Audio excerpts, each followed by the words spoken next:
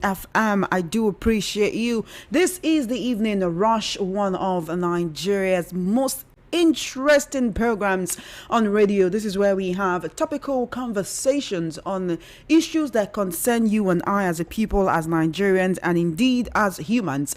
My name is Chioma Innocent, and I'm your host for today. I welcome you to the Evening Rush. We'll be having interesting conversations right here, and of course, I do have my analysts on standby to. They will also contribute to the conversation. They'll let you know their own opinions, their thoughts, and their ideas, and they'll give in-depth unbiased analysis on the issues we'll be talking about this evening. Also, at some point in the conversation, you can join in to be a part of it. I want to hear from you. It is imperative that you are a part of this conversation. Always, we are voice of the people.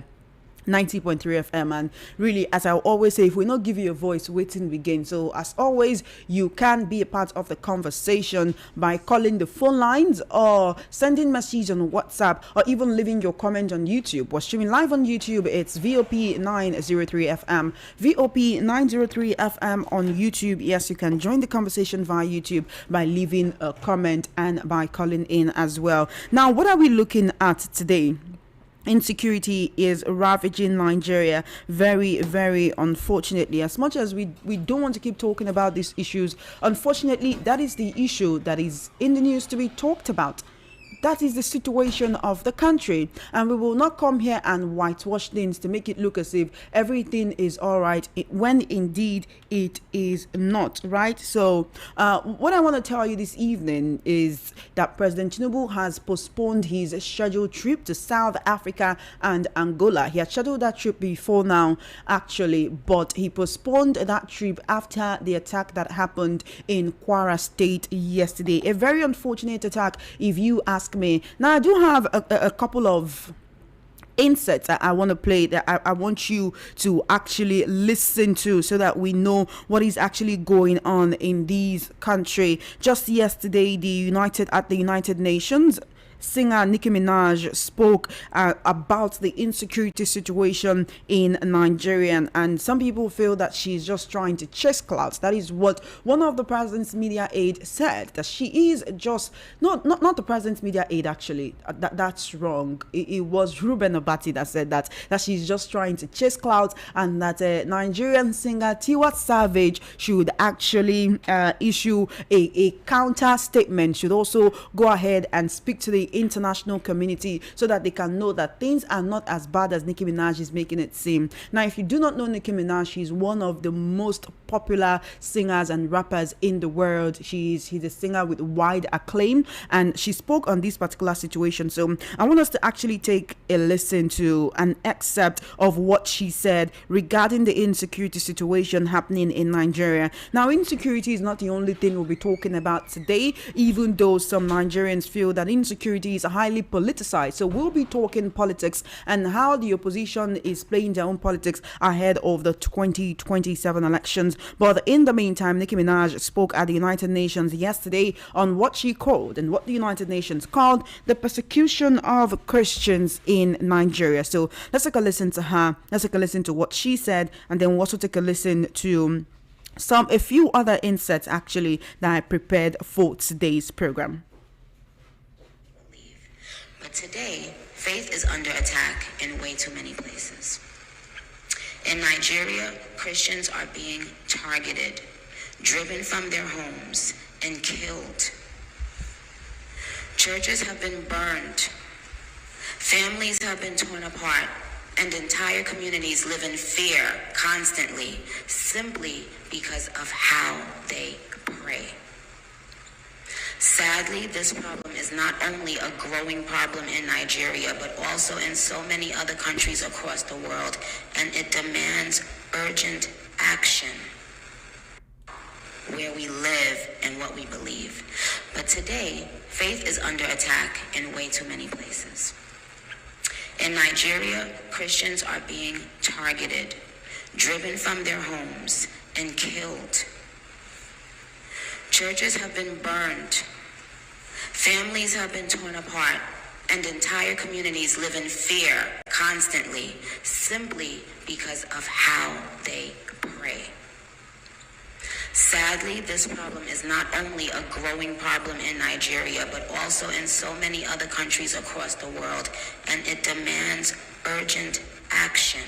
Now, that is singer, rapper, worldwide famous singer, rapper Nicki Minaj actually speaking on the situation in Nigeria. Now, there are certain videos that have been going viral on social media. A man cried out posting a video saying he saw hundreds of people of northern young men who he says are from the north on motorcycles on Owerri Poly Road in Imo State. He said they almost stabbed him for recording them. Now, in this particular video that I'm watching right now, you can see a lot of people on motorcycles making their way into the state, and one can say they do not know what they are there for. Also, last month, specifically on October 24, 2025, a viral video showed truckloads of young Fulani men or young northern men arriving in Kwara State and border towns around Kwara State, and they said they were coming for voter registration. Now, locals around the area raised alarm, feeling that these people were armed infiltrators. Now, just yesterday, November 18, some terrorists attacked a church in Eruku town in Kwara State. Worshippers were killed, the pastor was abducted, and shots were fired indiscriminately. This has fueled concerns about an Islamic jihadist agenda, leading many Nigerians to question the reason why it seems that insecurity is not being curbed in the country. Unfortunately, we're also getting reports today that terrorists ambushed Nigerian soldiers heading to rescue kidnapped schoolgirls in Kebbi State. Now, I wanted to put this video up on YouTube, but our IT guys informed me that YouTube will not even accept this video because it is bloody, even though this video is a little blurred so that you cannot actually see the blood. Yes, the video was the video was put out, but they blurred it. But you can actually see Nigerian soldiers lying in hospitals, and it's even in decrepit hospitals whereby they were not even being attended to. You can see this one with a bullet wound to the leg. You can see them bleeding from different parts of their bodies, leading many Nigerians to ask, how did these terrorists know that Nigerian soldiers will pass that route that they pass to go and rescue these girls, that they then lay in wait for them, that they then laid an ambush for the soldiers? Now, there is another video. We're seeing terrorists becoming more and more emboldened, going live on TikTok, putting their phone numbers on TikTok, whereby even if you call them, these numbers will go through. They don't really care. It's almost as if right now they are ruling some places in Nigeria alongside the government, and Nigerians continue to ask the reason why this is happening. Now, I want us to also take a listen to the Army GOC actually saying something. This is a recent video. It wasn't so long ago where we was talking about repentant terrorists saying they can become president of Nigeria. Let's actually take a listen to this particular situation as well before we get into the conversation today. You need to come on board. Boko Haram should lay their arms unconditionally and be accepted in the community. Opportunities are out there for them. They can be rehabilitated. An ex-Boko Haram stands having laid his arms and comes back, turns his way away from his negativity. He stands to be a president of this country. He stands to aspire to any position in this country. Why is he wasting his time when he cannot even deliver? We will do that. But we have appealed to them, including their detractors, their collaborators, to see reason to, as fast as possible, quickly drop their arms so that we can once again reoccupy our peaceful position in Nigeria.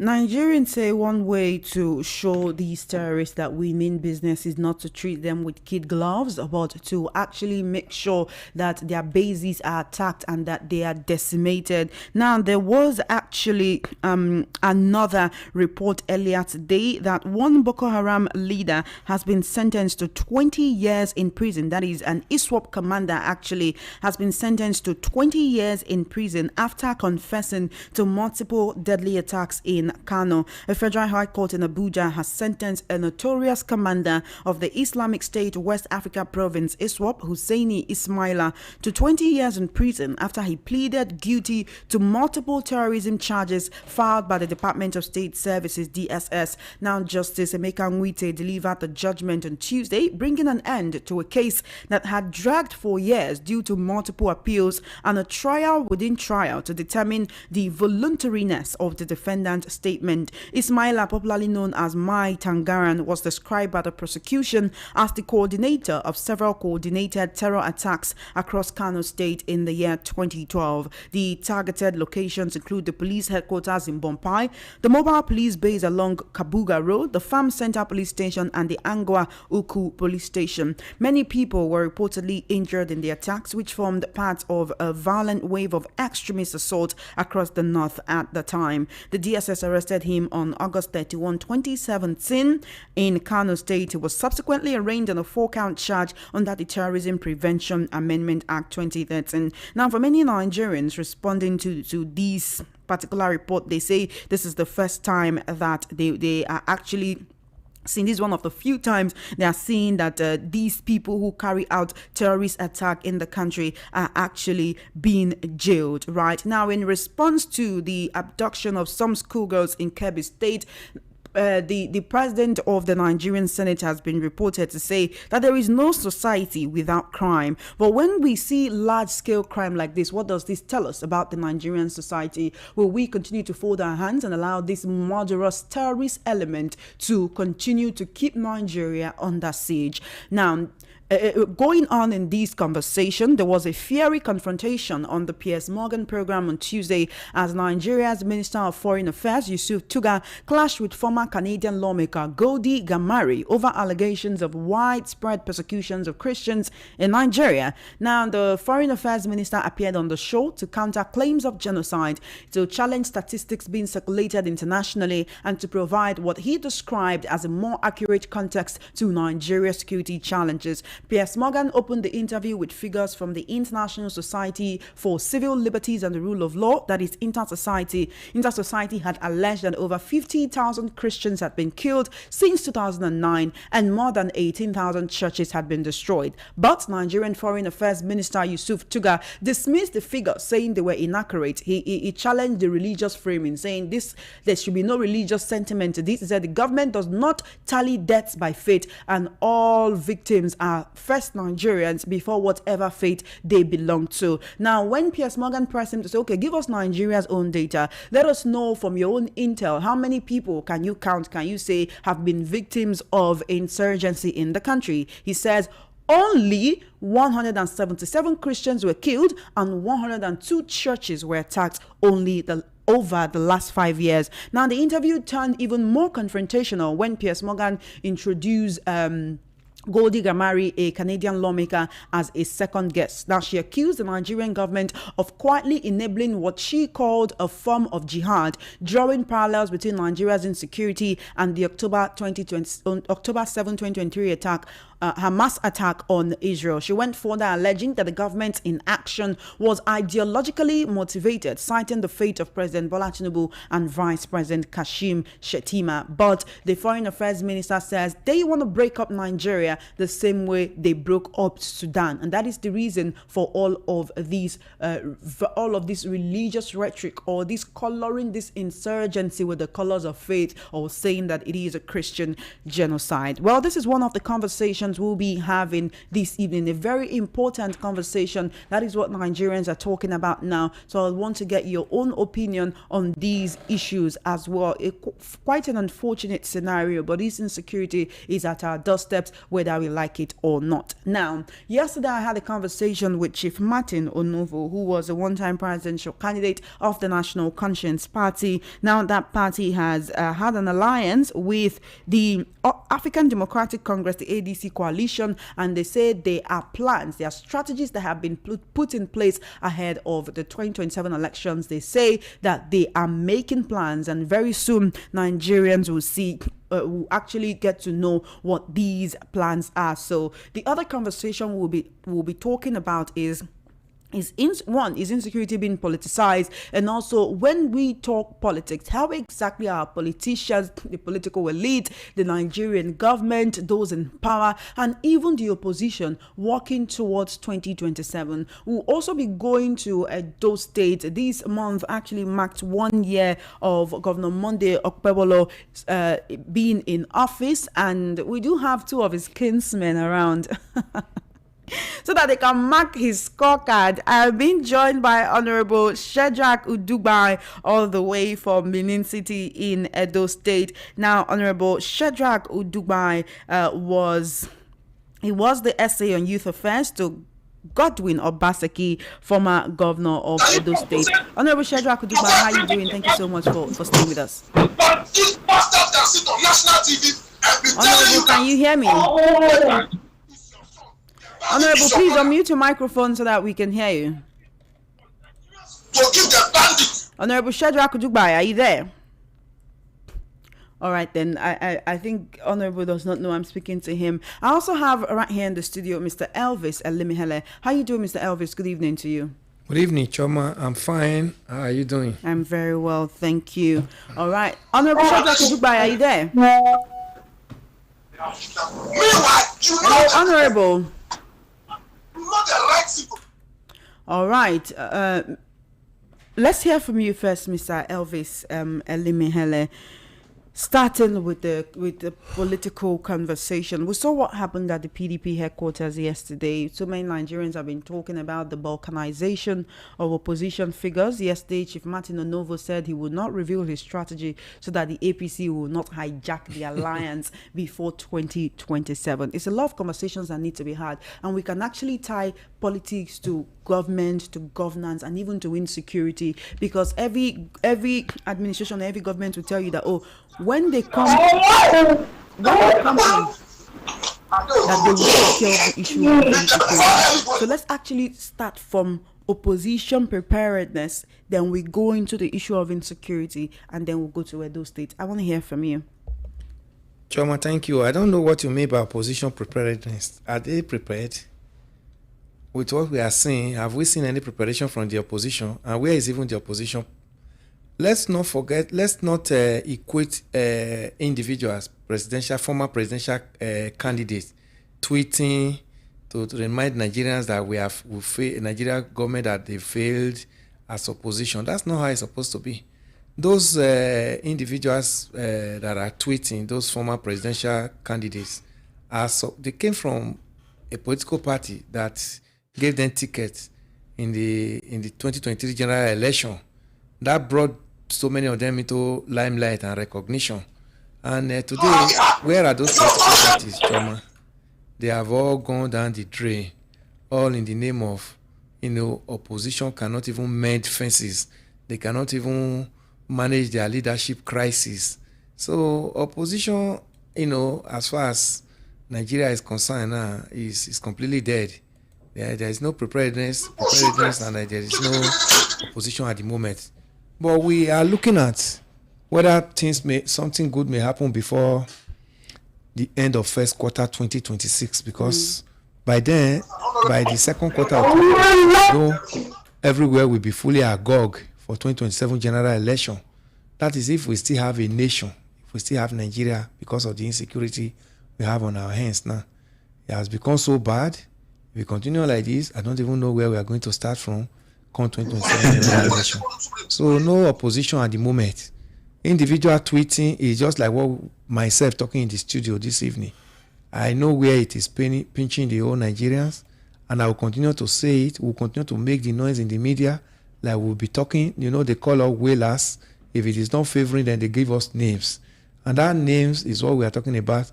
That is the name given to us, is it real, or are we speaking realities? What we speak in the studio, is it what Nigerians are actually going through, or the opposition just find it, or the ruling party just find a way to just give us names, just to downplay on what is going on in Nigeria?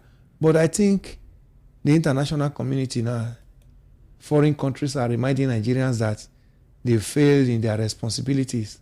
So let's see what happens from there, and let's see how this new reminding that just came from the foreign countries, how it's going to ginger this present administration to take up their responsibilities, because it's a constitutional requirement that the first function of a government to his people is to secure their lives and property. So we have not seen that, Choma, for the past 2 years. This Tinubu administration came into power. Though it did not start with him, but I don't want to go into Buhari's administration because I keep telling Nigerians that 8 years of Buhari's administration was a monumental failure. So I thought Tinubu had a better blueprint he has brought in so that Nigerians can begin to pull behind what we saw in Buhari's 8 years and will not, begin to erode it, begin to erase it from our psyche. But we have just come to discover now that Tinubu's administration has not fared better. It has even become worse. And that when Tinubu told Nigerians that he was going to continue from where Buhari stopped, we never knew it was going to be this bad. So that's where we are at the moment, Choma. Some Nigerians are actually trending a hashtag right now, and it's hashtag Tinubu must resign. They are saying that if the president cannot protect the people, if the federal government cannot ensure the protection of lives and properties, in fact, they are going as far back as quoting the president's old tweets. There is a tweet from the 6th of November 2014 where he tweeted, "Why should any part of this country be under occupation? In any civilized country, Jonathan should resign." On the 19th of May 2014, he tweeted, "The Kano attack is a sad reminder that we live in an unsafe country. It is a wake-up call for the Jonathan government. We must confront terrorism." Honorable Shadrach Dubai, can you hear me? Good evening, sir. Hello, Honorable, can you hear me? Good evening, sir. I can hear you, but the volume is very low. Oh, is it better now? Yes, a bit better. Yes, all I right, can. thank you. I've been talking to you, Honorable, but you seem so engrossed. This conversation that we're having right now, it actually concerns all. It's really bad. I can't hear you at all now. It's getting dimmer. All right, Honorable, is it better now? Slightly. Is it better now? Yes, but you start talking. Okay, continue. All right. Let's just, head into the conversation. Let's go into it headlong. We are talking politics, we're talking insecurity, and we're talking Edo State. Actually, starting from politics, your party yesterday, no be smart, Honorable Shadrach Dubai. In fact, right now, to prevent the PDP stalwarts from... You can't hear me anymore. You know what I'll do, Honorable Shadrach Dubai? I think I'm just going to call you. I think I'm just going to call you directly. That should be better. Okay. All right, let's do that. Thank you very much. All right then, Honorable Shadrach Dubai is a PDP. He's a PDP man. He's a member of the PDP, and that's why I wanted to hear from him actually on the altercation that happened between his party stalwarts just yesterday. Right now, the police have actually fenced. They fenced the PDP secretariat around about with barbed wire so that we kill Makindeo, Bala Mohammed, Turakio. Nobody will be able to actually gain access into that place so that they will not continue to actually cause problems for the party right there. But you're still tuned into the Evening Rush right here on Voice of the People 90.3 FM, and we are having important conversations right here. We'll take a very, very, very, very short break, and when we return, the conversation continues.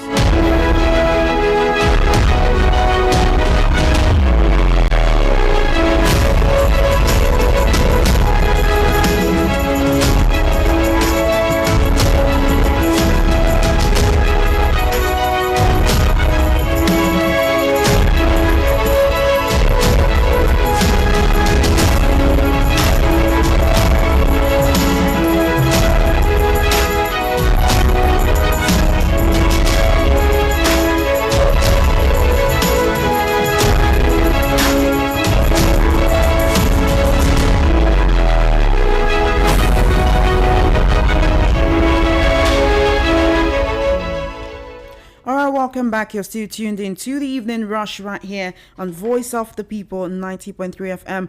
Honorable Shadrach Dubai, can you hear me? Yes, I can hear you. Thank you very much. It's a pleasure being here. Beautiful. Thank you so much for joining us on the Evening Rush today. I was talking about the police actually fencing the Wadata Plaza with barbed wire because of the incident that took place yesterday. And this has led to the conversation about how the opposition intends to take down the APC. They say that the APC is the problem of this country and they are busy fighting each other. Honorable Shadrach, what's really going on in your party, first of all? What we've seen in recent time is the direct attempt for persons within, it started a long while ago where we have members of the People's Democratic Party who during the 2023 election assiduously worked against the interests of the party in an attempt to express their champions and that is pleasure.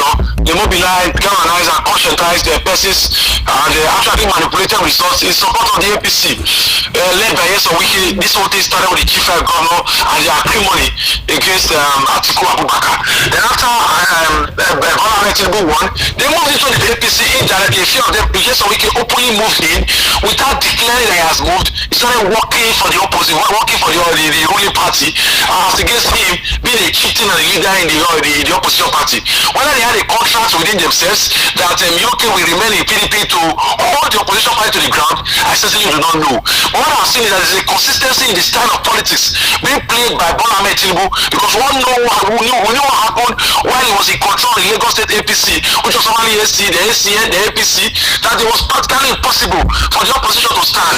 The PDP Democratic Party of Lagos State had been a weakling, a comatose. Even when Kolokebere Jonathan and the Lucio Obasanjo were presidents under the People's Democratic Party, Lagos State PDP remained weak because the man to a large extent does not give room for opposition to thrive, let alone give room to exist, let alone to thrive. So when he became president in 2023, we saw that he moved directly against the opposition. There was deliberate attack to ground the opposition to stand still, or they make it practically impossible for them to make moves of pro-candidates in any election. It's not just the People's Democratic Party. Labour Party had their fair share. New Nigerian Party had their fair share. It became so difficult for the party to rise that many of the stars had to pull out of the party.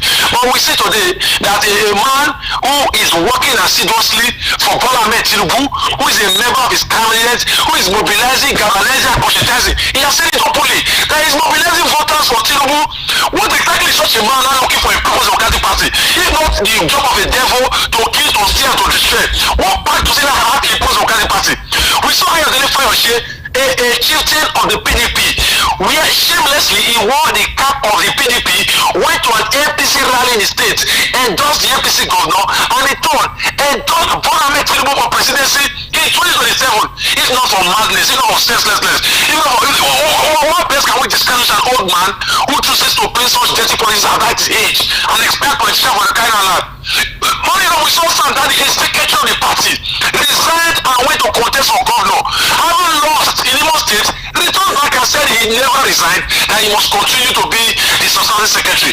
All these characters, how do we reconcile their actions and their inactions? What they do and what they say? How can we now move forward with such components? People openly and say they are working on Tinubu. Why don't you just join Tinubu in APC and let PDP have a breath of fresh air? But that's not their plan. They want to ensure that when we get to 2027, whether Tinubu performs or does not perform, that there is no party in Nigeria that will want to drop a candidate that will contest against him. Because Nigeria do not have independent candidates as of today. So if there is no political party, if Peter Obi does not have party, Atiku does not have party, Bola does not have party, there is basically nobody else. Tinubu will just go straight to the ballot, whether you vote or not, without opposition, who will become the president. That is why he's leading the way he's leading. Because there's nobody who knows that there's somebody to contend with him, we rule or lead the way Bola Tinubu is leading. So we see this desperation, and the people of the country they have been held up on the floor for a very long while. Right from 2023, the party has been struggling to find the seat. We see many principal leaders, established leaders, put out on the party to form the SDP. From SDP, they moved over to the ADC.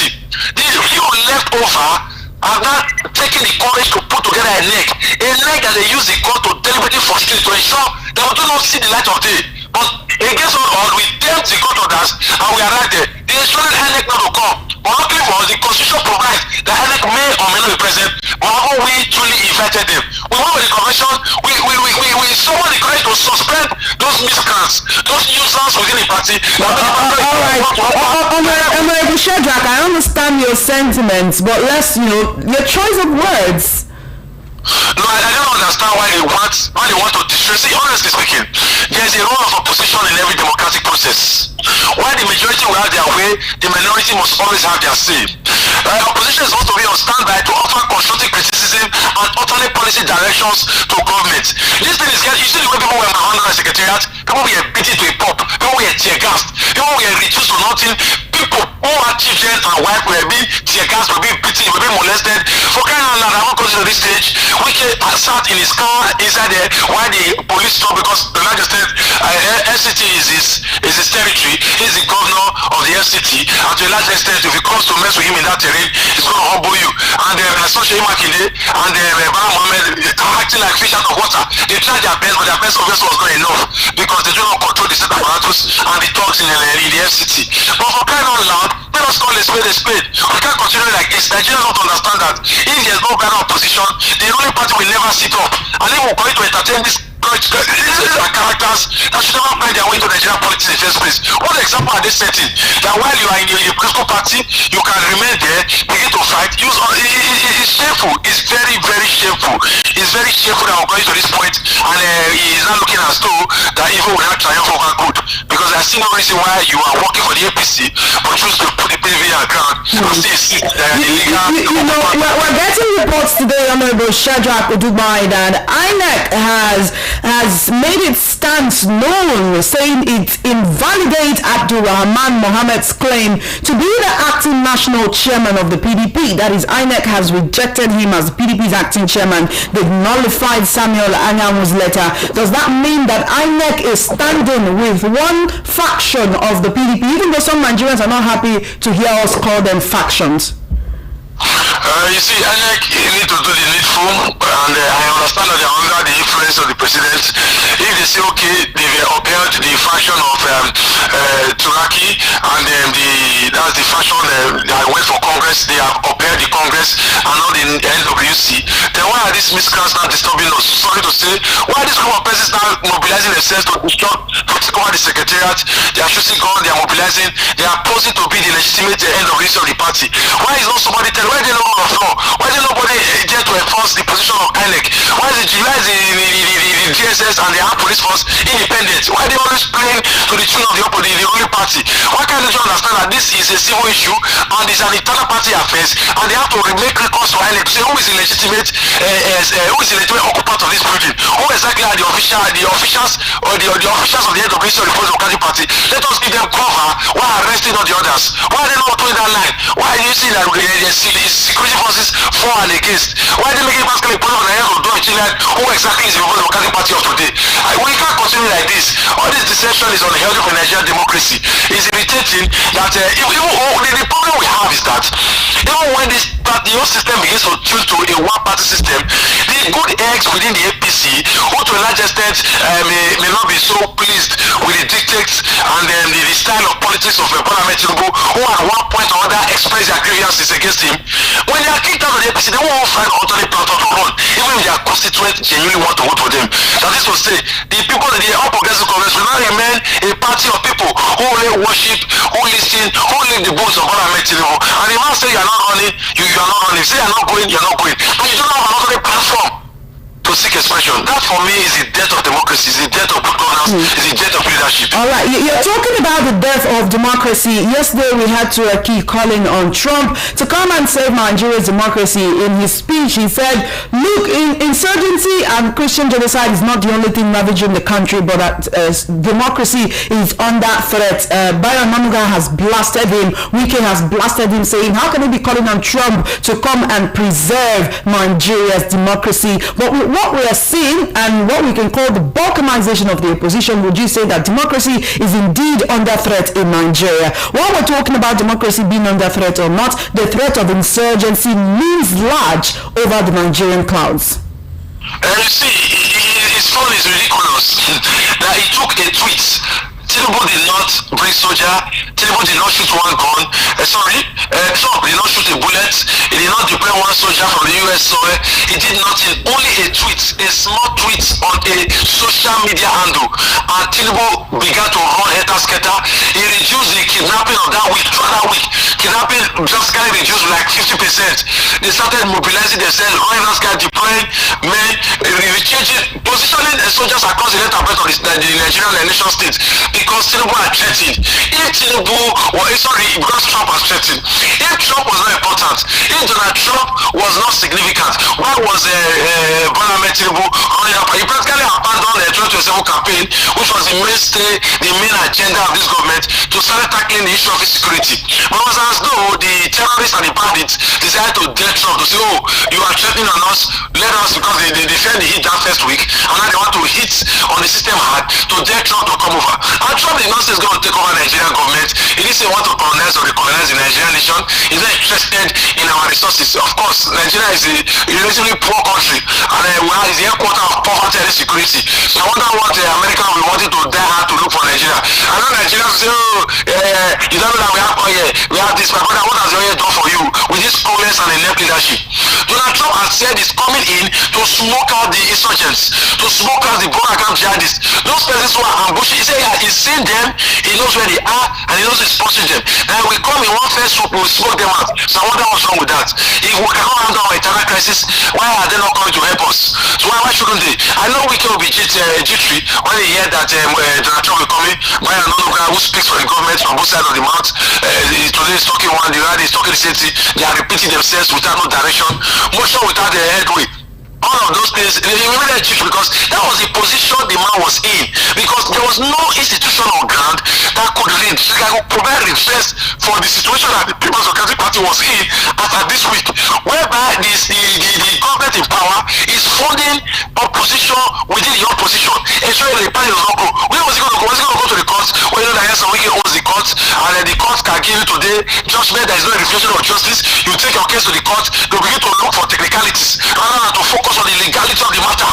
They will give you business excuses why they cannot listen to your plight. They will forget the substance and be chasing shadows. We're going to talk about the Nigerian police force that is appointed by the IGP, that people can tell sit down here, we sit down, stand up, we stand up. Or is it the DSS who work privately with the president? Where is this supposed to go? Or is it the legislature that has reduced themselves to lap dog of the president? They only listen to the president, they serve their stomach and their interest and not the voice of Nigerians or the constituents. There is nothing the president has done that has been so. Which institution were you expecting that Turaki, the new state national chairman, ability to cry to? Who exactly would have come to his aid? If that was Donald Trump, it was Donald Trump that killed the Nigeria. So you support his calling to Donald Trump to come and save Nigeria's democracy? That's the only cause without knowing Nigeria. That's the only person that's the only opposition that threatens the ruling party. If you call Donald Trump where Parliament is, he will practically want to wake up from his sleep. He will open his eyes very quickly. And if he was working slow, he will start running. I dare say Donald Trump is the only name that you call for this APC ruling government that will wake them from their slumber and get them into action.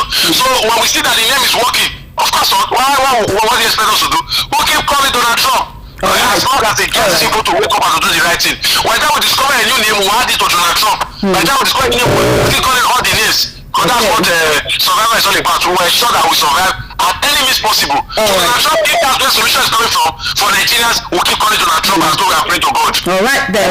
Let's quickly go to Edo State. That's your state, Shadrach Dubai. I even have your other brother from Edo State, Mr. Elvis Elimihele. He's right here in the studio right now. You're very concerned about Edo State and the Governor Monday Okpebholo's administration. I watched a particular interview that he gave on a particular television station right there in Benin, where you claim that Governor Monday Okpebholo is siphoning Edo State resources. You were very passionate with what you were saying. Now, in Edo, we're hearing that there are rising tensions from the PDP local government chairman that were suspended by Governor Monday Okpebholo on his assumption into office, many of whom have now secured court judgment to be restored back to office. Recently, there was a by-election in Edo State for local government executives and councillors. Why are the opposition saying that this is illegal? I want to hear your thoughts on what's going on in this state. I know that you were an SA under the administration of former Governor Godwin Obaseki. Is that the reason why you seem to be against Governor Monday Okpebholo, or you're just not happy with his administration? I won't want to criticize the government on the basis of me being an opposition leader. I understand that the man cannot lead as I would, because there's no governor, there's no two persons who could lead exactly the same way. But there are basic minimums, there are benchmarks at which people can say you have failed or you have done well. If we look at the trajectory, Monobama came into government the week of resumption. That was the week. 2 weeks later, he wrote to the State Assembly for all the local government chairmen to be disbanded and dissolved. Why they were suspended?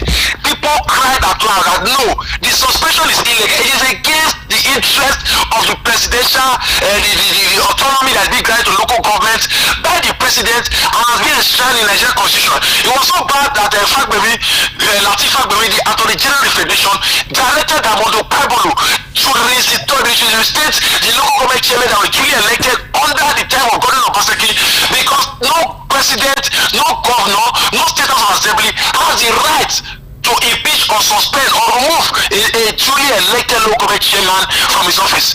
It's only the councillor, when he said that only the councillor of the respective councils that can impeach a local government chairman. It was as though they've given the green light to Modi Okpebolo. And all of his cronies went into a wire. They started carrying out kangaroo impeachment across the entire local government. In some local government, it was bound with violence and force. And in some other local government, they didn't even find any councillor that they will use to impeach.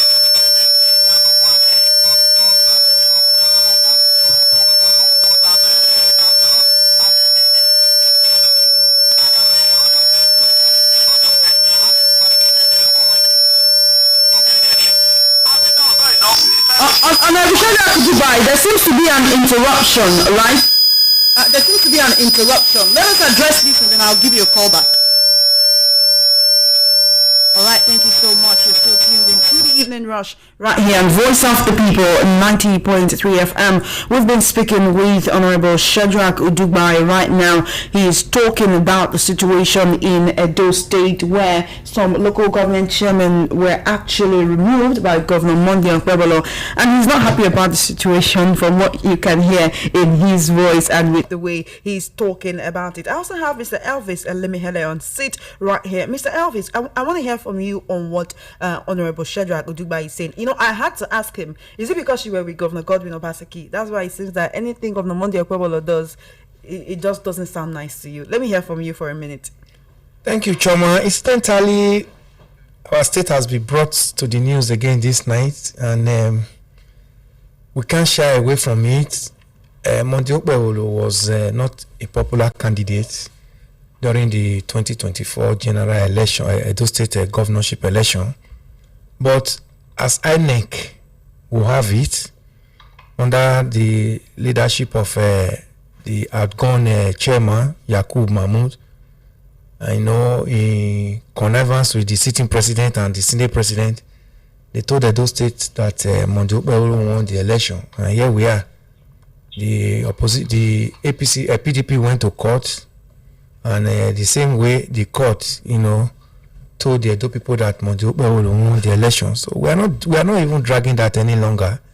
We know what this nation is all about. We saw the drama that played out yesterday, the judges' conference, that even the judicial arm of government has to start singing the national anthem for President Tinubu and APC. Now your mandate we shall stand. That's to tell you that the judicial arm of government is also dead, just the same way the legislative arm of government is dead.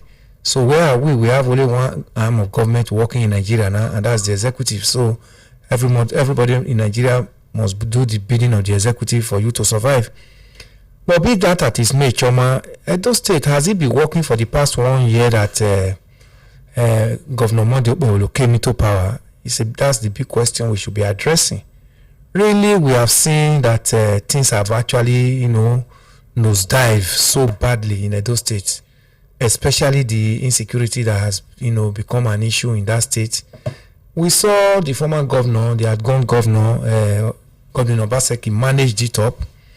Even have a center he built that time, a world-class center that was a command and control center where at least all the armed forces and paramilitary had a session in that command and control where they could monitor almost all part of the state security-wise. But since he came in, that center has been closed and dismantled.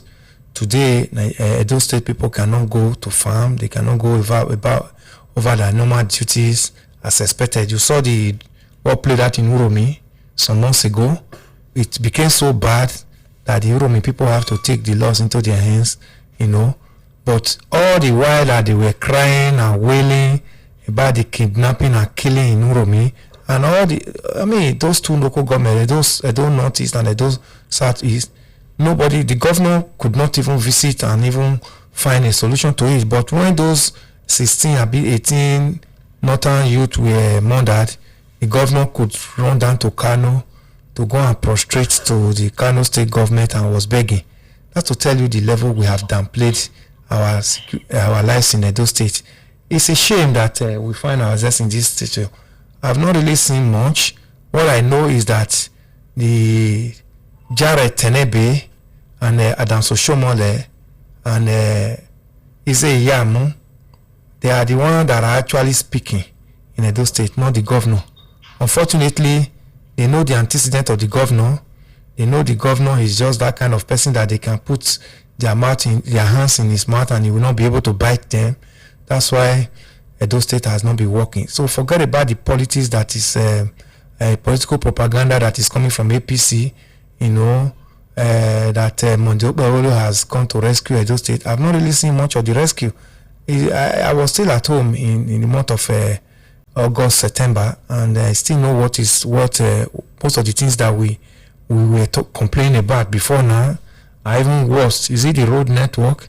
In fact, the greatest is just that insecurity, because there have never been roads in most parts of Nigeria, but insecurity that people cannot even go about their normal businesses to earn a living has actually been our major concern. And we must continue to remind Mondio Bawolo that he has a responsibility towards Edo people. All right, Honorable Shadrach Udugba, you've heard from your brother, Mr. Elvis Limihele. Now, you're actually concerned if the local government chairman under Governor Monday Okpebolo currently in Edo are delivering the dividends of democracy to their respective constituents. Like, what are the people really saying about their performance?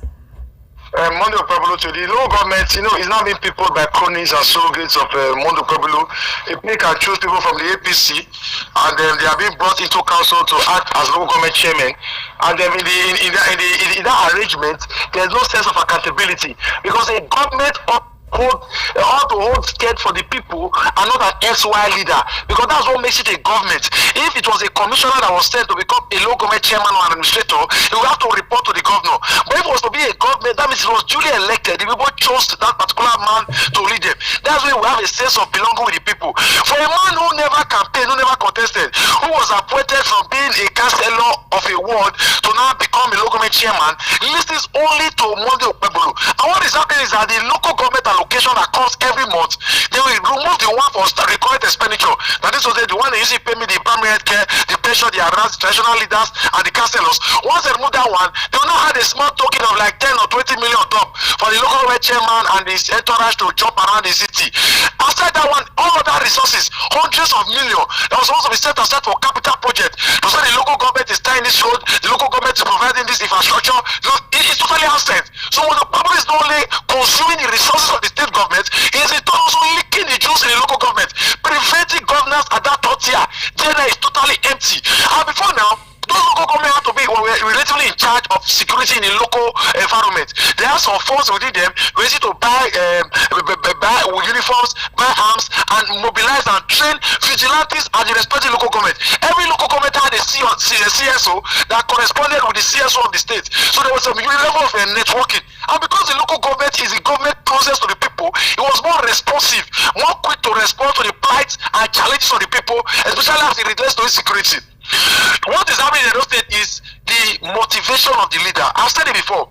The followers respond to the way the leader's interest, in the direction of the leader. In a church, if it's in a church, if you have a lead pastor that is a strong prayer warrior, sooner or later, many of the members will begin to behave like prayer warriors. If the pastor is a musician, sooner or later, he begins to play instrument. Many of the members will begin to sing music. They will do more singing in church. If the pastor like wearing suit and like is there, sooner or later, many of the members will start paying there. In Edo State, what Mondo Pueblo is thinking about is 2.5 million votes for Tinubu. That is what he wakes up in the morning, he thinks about 2.5 million votes. He goes to bed 2.5 million votes. If he gives a speech and he has spoken for 5 minutes, he has not mentioned 2.5 million votes, that's not Mondo Pueblo talking. The state chairman, Jared Tenebe, told us that he's going to cut his hand. All right. Honorable Shadrach Dubai. Honorable Shadrach, we need to go for a very short break. All right. Honorable Shadrach Dubai, I'll need you to hold your thoughts for a minute. We need to go on a very short break, and when we return, the conversation continues. You're still tuned into the Evening Rush right here on Voice of the People, 90.3 FM.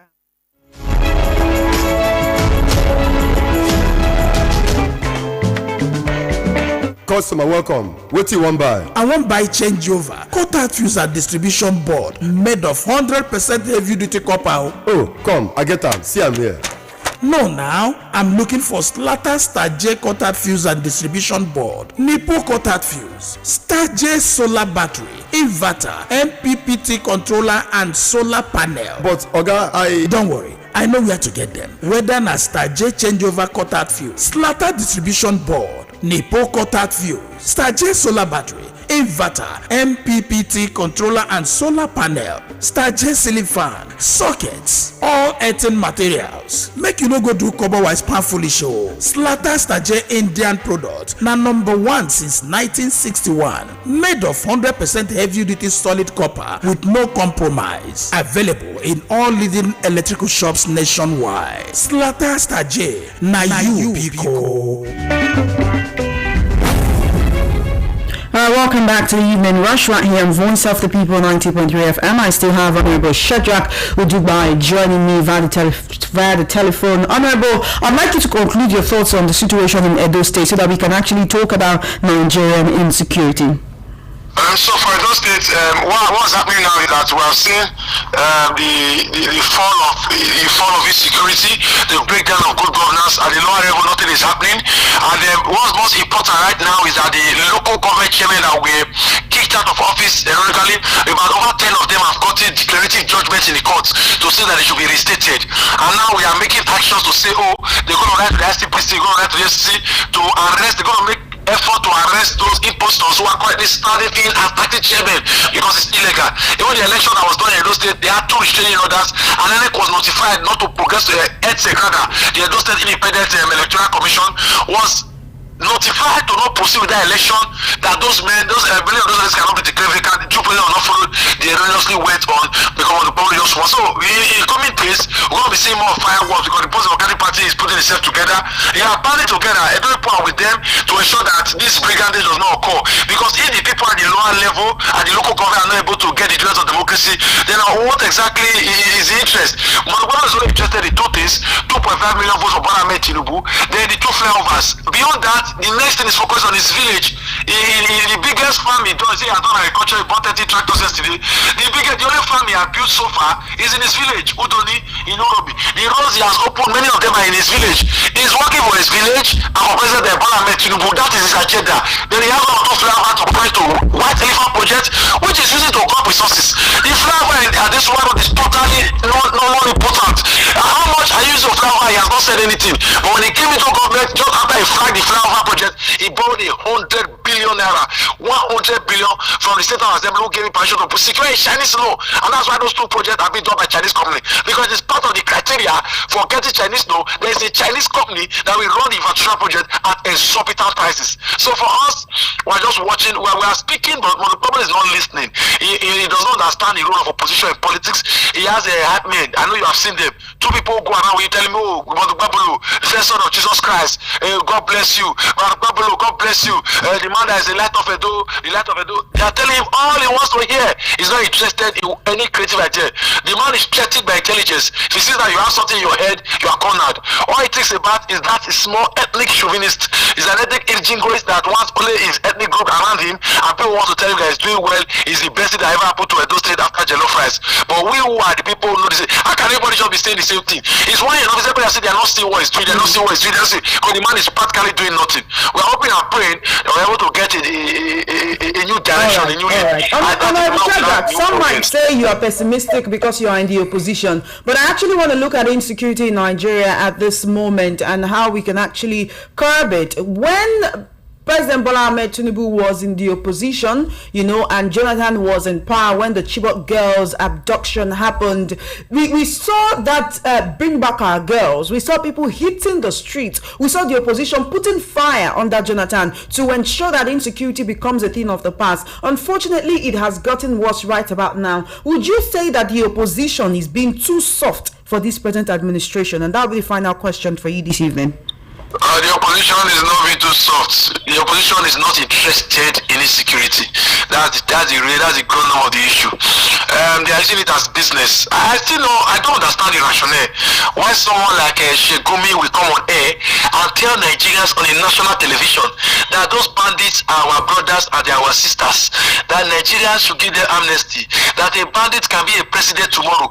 A man who has killed so many recklessly and helplessly and fecklessly, he kills at will. Such a man should be brought in. And yet, to such a Gumi the other time, a couple days ago, his son was being commissioned as a soldier.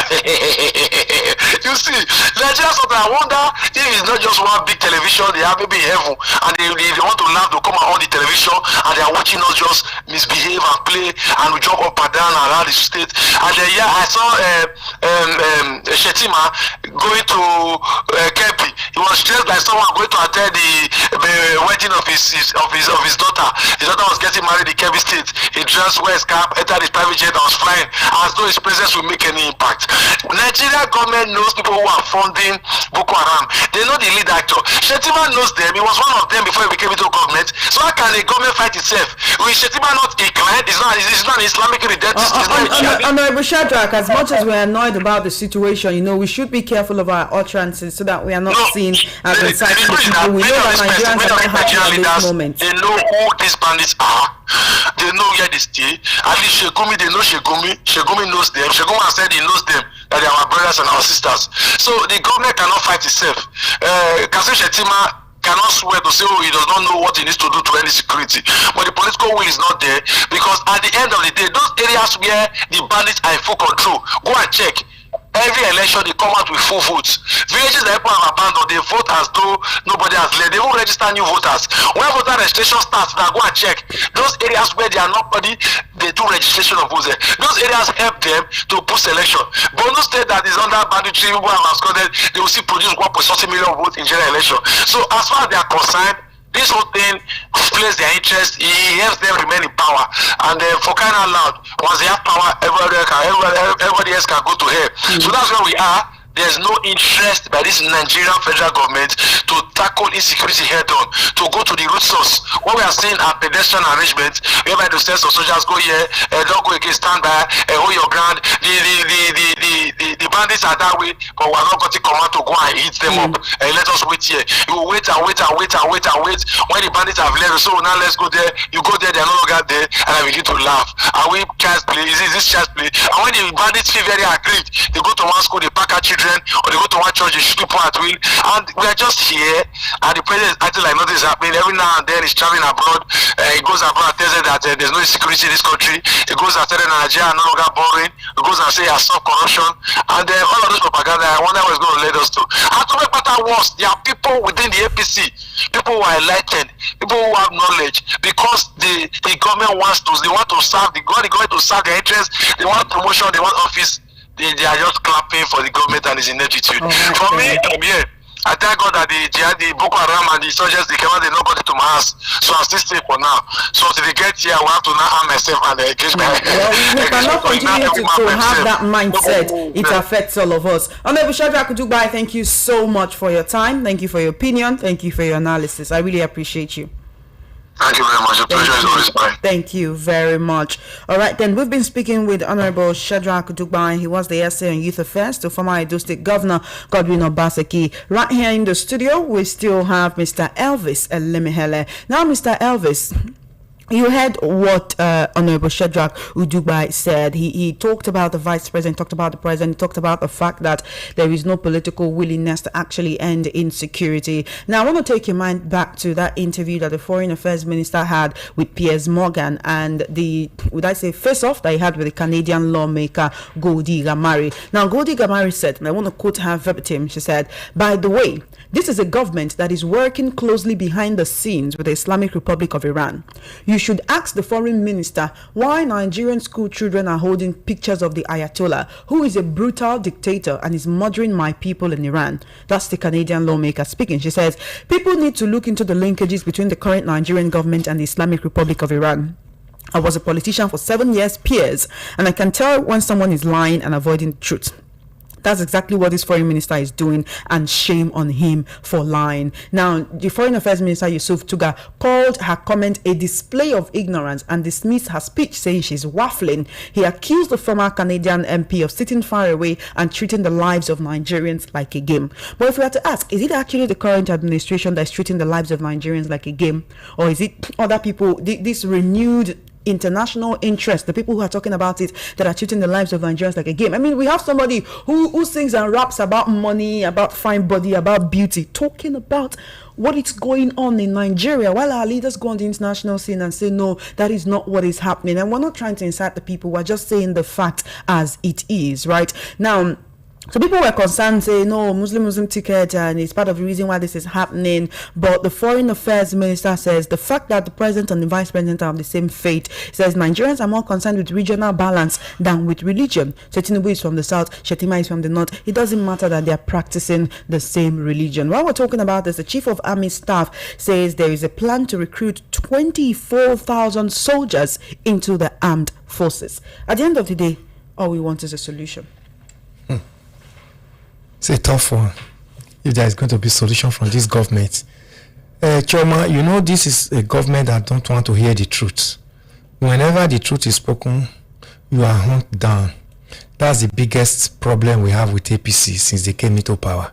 And it has become so worse with this new administration of Ahmed Bola Tinubu. I wonder when the foreign affairs minister was talking about only 177 Nigerians. I mean, what do you mean by only 177 Nigerian Christian deaths when Yowata alone over 250 was recorded Nigerians? So when he's talking about the Canadian member of parliament talking about he's telling lies, that's to tell you that they defend the indefensible. We live here in Nigeria. We saw what has transpired now within the past 1 week. Apart from these children that are kidnapped now, that are adopted, we saw the Catholic Church priest and the brother adoption in Kaduna, and the brother that was killed. We saw what happened in Kwara State yesterday. Then we saw again the ambush against Nigerian soldiers that were even going for rescue of these boys, of these children. So with all this one, why do you not tell me that this government is serious about fighting insecurity in this nation, especially when the vice president was the governor of Borno State? Remember, it was the time he was in Aso Rock. He protested to Aso Rock to meet the late president Mohammed Buhari, and told him that the insurgents were much more sophisticatedly armed than Nigerian soldiers. He went on that protest. Today, he is second in command in this nation. He is not saying that there is no insecurity in this nation. That is the same person who knew the massacre in his state there and went to protest in Aso Rock. Because he has gotten a higher position now, and his lies can now fester better. So, but Nigerians are not taking this lie low. That's why when people are talking about why we Donald Trump now made into Nigerian affairs, if Nigerians cannot solve their problems, and we now see somebody who is now waking up this government, and even as they are being waking up, they are not even ready to speak the truth to power. Since Donald Trump spoke, we saw there was a little bit of layoff within 1 week, but it has peaked so badly now. What effort has the government made only for them to be denying the truth? The truth is known to us here. There's nobody that can speak better than Nigerians who lives here and know what we are facing, even though the government is denying it. Kabir in Sokoto, we saw a video and photograph where this sitting vice president was found in the government lodge, Borno State Governor's Lodge, where after the Mandala bombing, Christmas Day Mandala bombing in Niger State. Remember Kabir Sokoto? Then we saw Gumi, who has been talking from both sides of the mouth, talking about how to grant amnesty to insurgents. Do you grant amnesty to your enemies? The world saw the way Israel decimated the Hamas in Gaza. You have to bring your enemies to his knee. What if a country like Israel can do it, why can't we also think how did you manage to do this? Even if we have to get military contractors to get this problem solved, if really genuinely we want it to be solved, why don't we go for it? But the issue is that those people, it is only the downtrodden Nigerians that are crying about insecurity.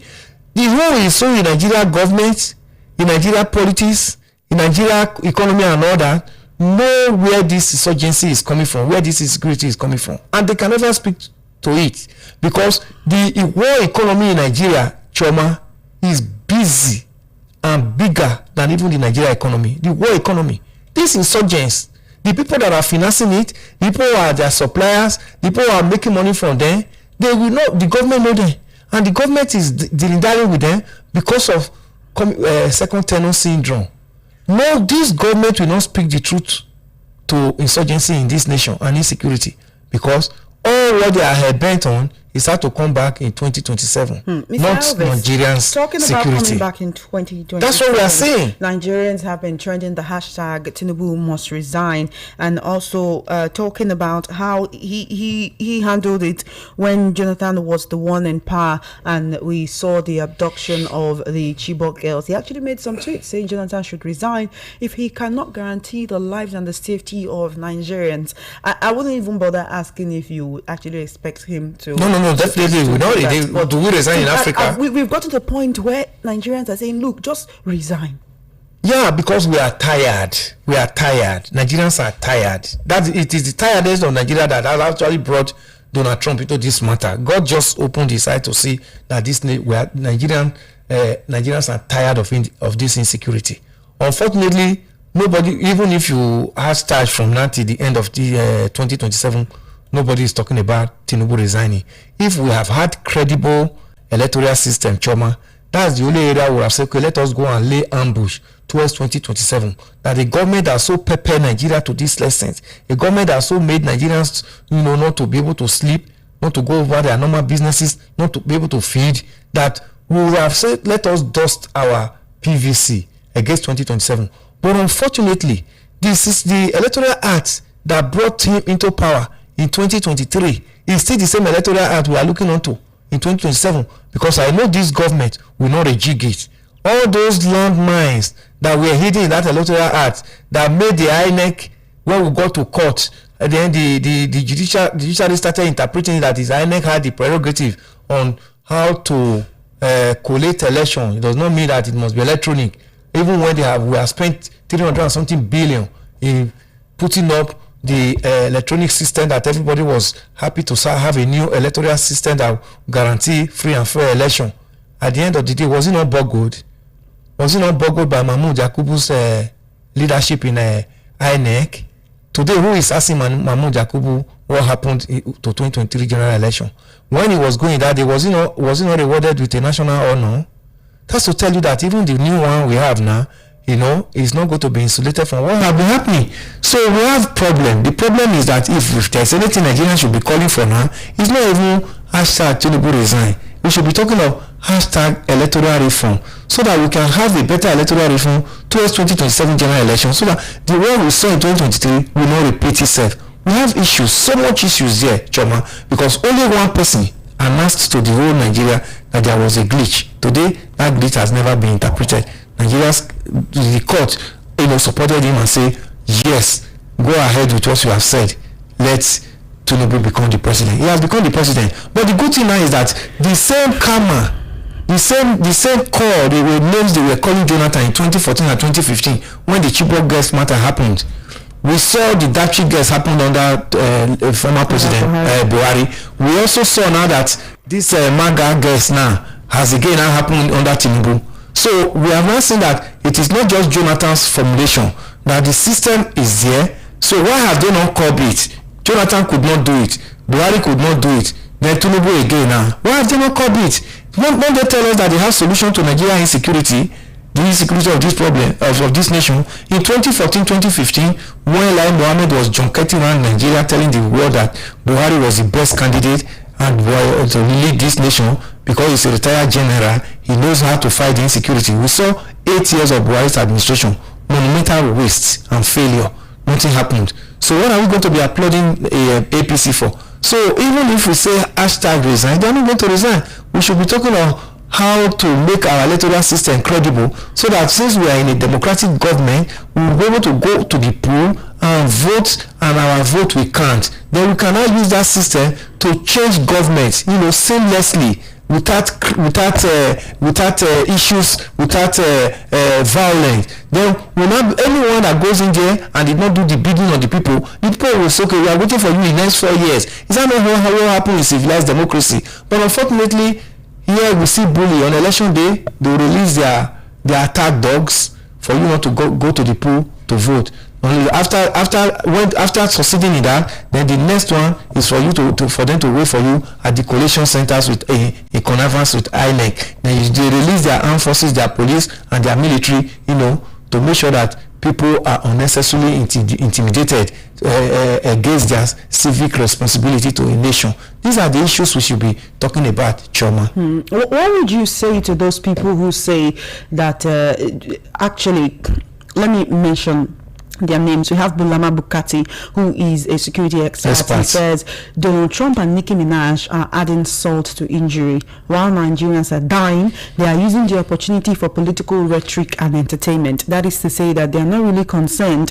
Nigeria's insecurity is the trend of conversation right now, so they're just waiting on the conversation. It's not as if they're concerned about Nigerian northerners, Nigerian southerners, Nigerian Christians, or Nigerian victims of insurgency. Some say that Nicki Minaj is chasing clout, while the foreign affairs minister say the people who are pushing this rhetoric of a Christian genocide want to break up Nigeria the same way they broke up Sudan. There is no like breaking up Nigeria. Donald Trump is not talking about religion war. He said he wants to come and help us to fight the insurgents, remove them. We should have even applauded that. Bulama Bukati does not live in Nigeria.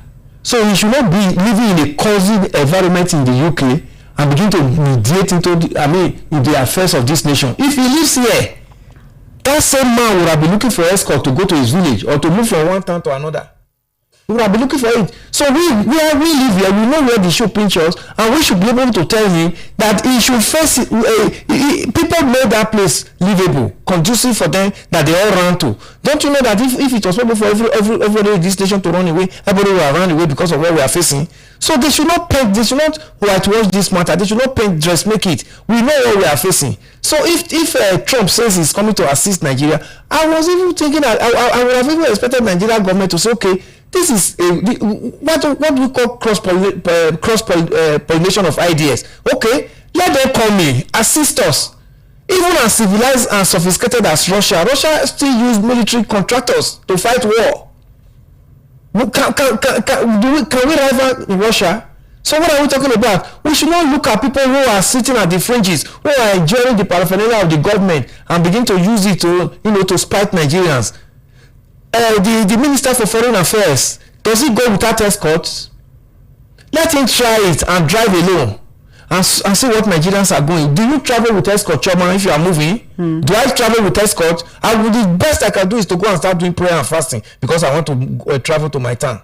They don't do that. They endanger the life of young Nigerians who, out of frustration, no job, join the military or the police, and they endanger their life when they know the cause of the problem we are facing. They should ask themselves the truth. It is not to recruit 24,000 or whatever 100,000 Nigerians into the armed forces. If the system is not cleared, if the system is not sanitized, Choma, where we are seeing this ambush, we see that they are using to mold down Nigerian soldiers. We continue. These people who are involved in this matter have infiltrated the Nigerian army. That every strategic plan by the Nigerian army, movement of troops, is already linked to the terrorists. And the next thing you hear, Nigerian soldiers are killed. Nigerian soldiers are not cowards. Nigerian soldiers are not weaklings. So you're saying that the ambush that we saw today, where we are seeing our soldiers, all the ambushes we are seeing, Choma, yes, planned. It is planned because as the Nigerian armed forces are planning an operation, the insurgents inside Nigerian armed forces are also planning and linking into the insurgent that this is the time we are coming, this is the route, and this is the quantum of ammunition that we have. So the insurgent will go ahead and have more. Have we not seen that the insurgent attacked a convoy of Buhari when Buhari was governor, president that time, in Katsina, the pilot convoy, one of his visits to Katsina State? Did you not see it? Did you not see that even the presidential guard were mowed down in Abuja when they went to law school, when the insurgents were threatening to come and kidnap law students in law school in Abuja, Buhari in Abuja, when they were returning? Have you not seen this? So how do you think this kind of high-powered intel is being leaked? There are people inside the Nigerian Armed Forces who pretend to be members of Nigerian Armed Forces. In the daytime, they salute the president, and at night, they salute the insurgents. That's what we are seeing. Remember, former President Goodluck Jonathan said the insurgent Boko Haram has infiltrated every facet of Nigeria government. He said Boko Haram and his government. That was the truth. That is where we are supposed to start investigating it from. If somebody like Gumi can make such statements and is still working free, that's to tell you that every big wig in the north, whether the sultanate, whether the emir, whether the politicians and all of them, they know the source of this insurgency, and all of them are benefiting from it. They are enjoying the war economy that is going on. People supply all these things that these guys use, from food to drug to fuel to machineries to arms and ammunition to the wares they wear. Have you thought of it, Choma? There's a big business going on. That's why this thing cannot stop. So the people who are holding it are the ones that are also holding the government. They are members of the government. Unfortunately, we were expecting that the president should be able to step on toes, because the box stores are unstable, and his president and the commander-in-chief of the armed forces should have been able to say enough is enough. But because of second tenor syndrome, we are not seeing that going to happen, Choma. It's unfortunate. It's really unfortunate. Just using Nigerians' life to play gamble. You know, when we talk about these things, it's not just because we want to remind Nigerians of just how bad things are. We're already in it. We know how bad it is. There is Nigerians are already in it. So all we are just saying here in the studio is just that we are just helpless and we just need to be talking. Nigerians are in it. Day and night. Look at Benue State. A state that pride itself a full basket of the nation. Today they are in IDP camp. Look at the massacre that happened in Yewata, in Benue State. Look, even since then, has it stopped? The president visited Benue State and could not get to Yewata with all the security paraphernalia around him. Nigerians are there. Is that leadership? All right, it's time for you to be a part of the conversation. The number to call is 0803-692-9933.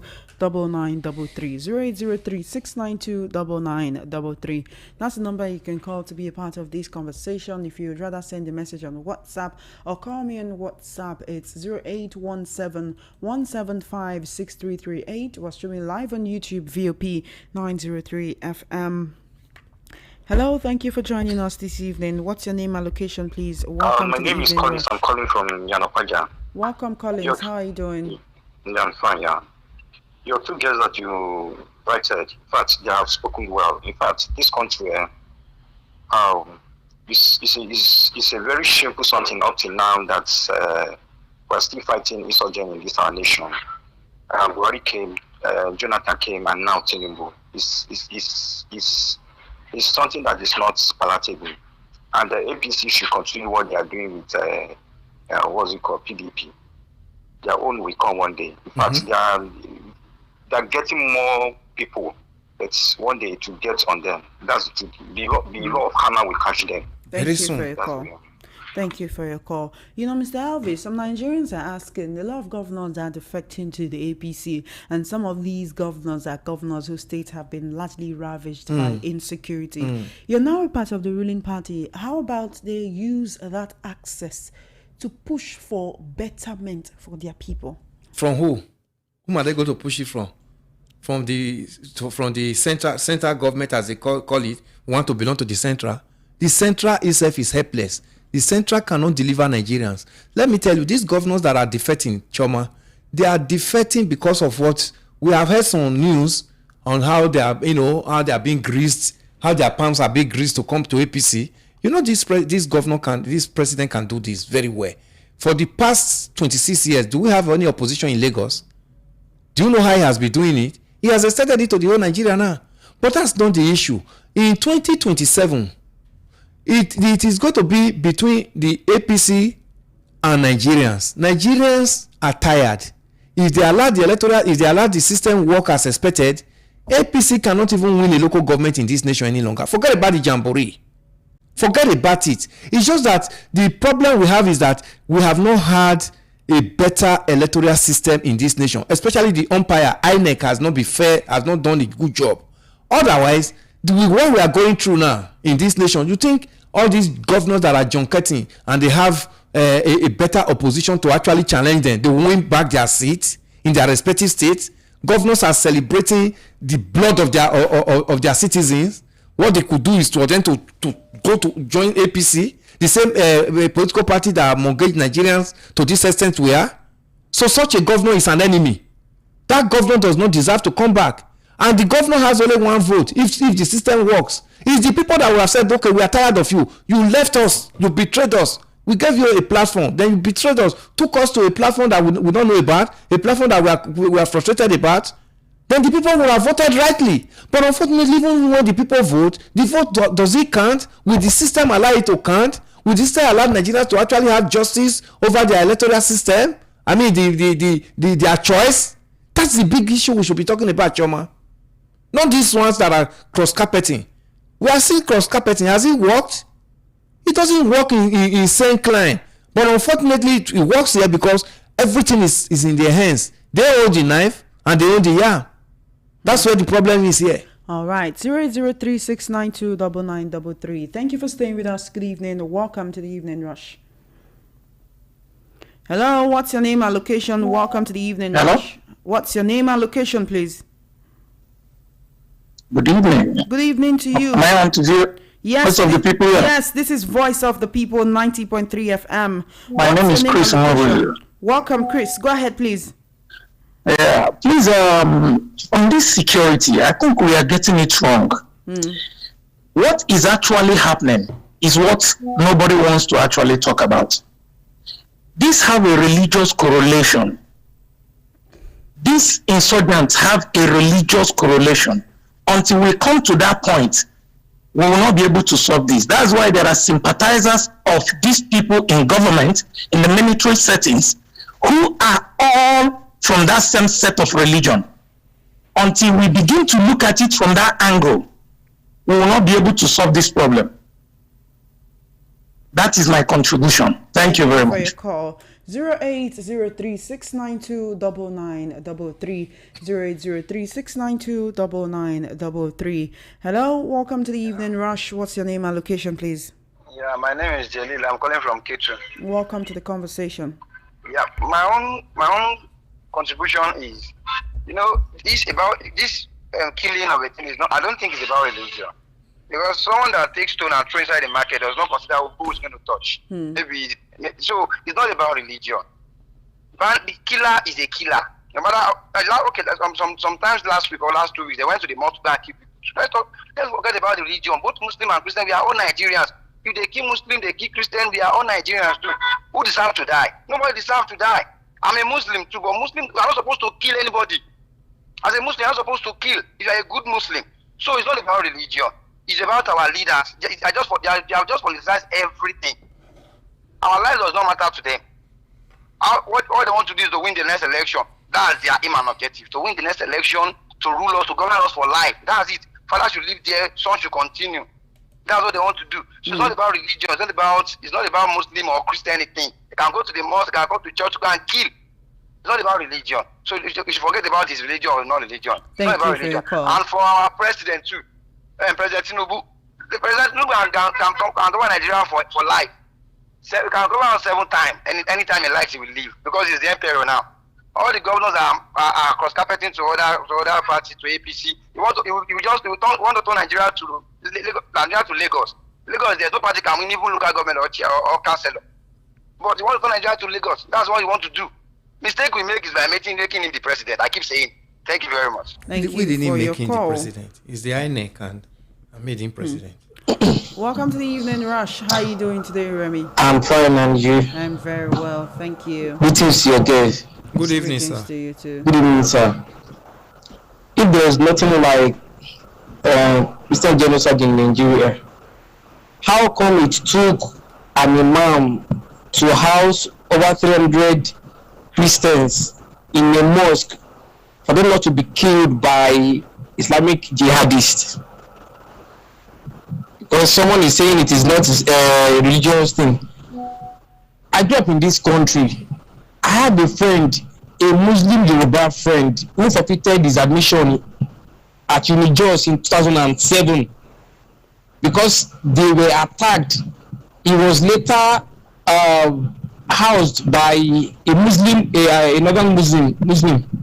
The next day he fled. He had to forfeit his admission in Unijos. A Yoruba Muslim, Tohib by name. Tohib Kodri, that is his name, if he's listening. His name in Nigeria as I speak. So we've heard so many stories. I served in Jigawa State over a decade ago. In Dutse, churches are only in one region, in Dutse, and during every services, either midweek or Sunday services, you will see military personnel or police around those regions. What are they protecting? Why are they there? So we can live in denial all we want, but we know there is religious intolerance in some regions and the genocidal attack in those regions. We know that for a fact. So we can live in denial all we want. The story of Akaluka, Samiso Lamido back in 1990s and the likes, it predates the ABC government, but we can't deny that there is nothing like genocide. Okay, look at what happened yesterday in Kwara State. Supposing that it was not captured on the live stream, I'm very sure this government will deny it. They will deny it. And it's a clear example of what happens every time. And sorry to say, the media too has not been helpful in a way. Over the years, the narrative has always been a clash, attack, either farmers attack and all that, of which when we end up seeing pictures or videos, it is only one people that get killed. When people of one certain religion get killed. But they are dead, nobody can speak for them. So we go with the narrative of the government, farmers elders clash, to the extent that the government will end up telling you that go and find a way to be at peace with your brothers. The audio you played was very indicting. A military personnel saying that, I don't know if it was your show that you played the audio, that a Boko Haram repentant Boko Haram can become president of this country. Yeah. That is indicting. Trump doesn't need to be here, or anybody across the world doesn't need to be here to know what's happening here. That is indicting. For God's sake, you are saying a repentant terrorist can become president of this country once they repent. And that is the truth. We've heard some of them are in the military, some of them are in the police. These are the indications. So no matter I want to live in denial, okay, let me ask you this question. You've been on air for a while, for some years. Ever since you got being shown on air, was there ever a time the moderate Muslims called into your show to tell you that Muslims are being killed? I doubt. But it is Christians that have been criticizing even themselves, talk about genocide. But now they want to retrieve the Christians that Muslims too are being killed. Yes, they are being killed. Why are they not speaking up? Is it because their brother is Buhari was a Muslim, that was why they kept quiet all through Buhari's 8 years, and now it's Tinubu as well too? Why are they quiet? If they are being killed and they can feel the pain, why are they quiet? Why are they not criticizing the president concerning that? Thank you. So now they are saying the Christians shouldn't talk about Christians being killed. It's not none of their business. If you guys are tired of being killed, speak up. Good evening. Thank you, Remy, for your call. 0803-692-9933. Hello, welcome to the Evening Rush. Yeah, good evening. All right, welcome, Ibrahim. Go ahead, please. Yeah. So, please, what Muslim or Christian they are saying about what is killing? So, when you know say that you are Muslim or you are Christian, you believe that when you kill, there is sin, and nobody will kill person to go to the hell. So, more try to understand ourselves.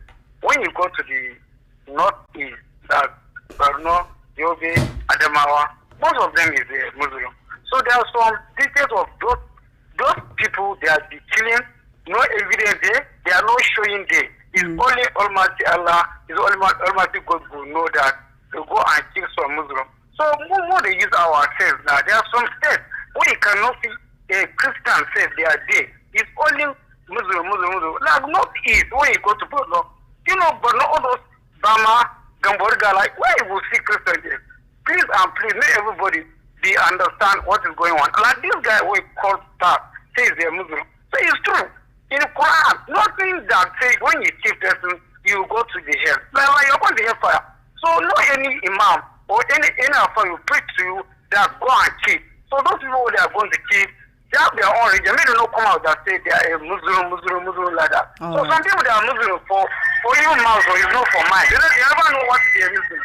So please and please make everybody be taking it easy. And Christian and Muslim were together, we're all Nigeria. So we must try to understand and educate ourselves and know the truth and say the truth. Not be say Christian will come out say that he's a Muslim will come out say no. So everybody know how kidnapper, how Boko Haram they be. So those people they are wicked. When you are killing. Not be say bad the religion. Thank you, Ibrahim. Thank you for your call. I come from Kaduna North, so I mean, I'm Muslim, mine is Ibrahim, but I grew up in Lagos. So we know what is going on for the Northeast and North Nigeria and Northwest. So there are some parts where you cannot see Christians, they say, all is Muslim. So you can never see the evidence there. There are some evidence that you cannot go there and even capture it and show for Nigeria. So please and please, we will try to understand. There are some killing where you don't go know them. Now, true to call your brother, you don't call this one. If not, how you go take no? Maybe the one with the show for TV. So what of the one with no show come? All right. Thank you. So more try to understand. More know the preach our faith. I mean, for your office now, there's Muslim there. For my office now, there's Muslim and Christian there. So because of that, we cannot even get together now. So time for prayer. Christian go tell me, you are time to enjoy Ibrahim. Time to go church. I will tell you, say, go to our church, please and please. Stand up and pray and more follow what our own prophet tells us. Thank you, Prophet Muhammad you don't tell us anymore go and kill. And prophet Jesus Christ that is he did not tell anybody to go and kill. So try to understand. All right. Thank you so much, Ibrahim. I really appreciate your call. Keep listening to Voice of the People on 90.3 FM. You're still tuned into the Evening Rush right here on the number one station that gives you a voice. I'm your host for tonight. My name is Choma Innocent. I'm currently taking your calls. The number to call is 0803-692-9933. Oh my goodness, I've kept you on hold for a while. Good evening. How you doing? Oh, when I try to talk to you and then you cut off the line. All right, give me a call back. I definitely want to hear from you. Hello? Hello? Good evening to you. What's your name and location, please? Yeah. Good evening to you. That's me, Sunday Saka from Atom Water. Sunday, where are you calling from? I'm calling from Atom Water. All right. Go ahead, please. My own contribution is that, please, I know what they are discussing is very, very important, and that radio, I'm always missing it every day. But today I want to say something.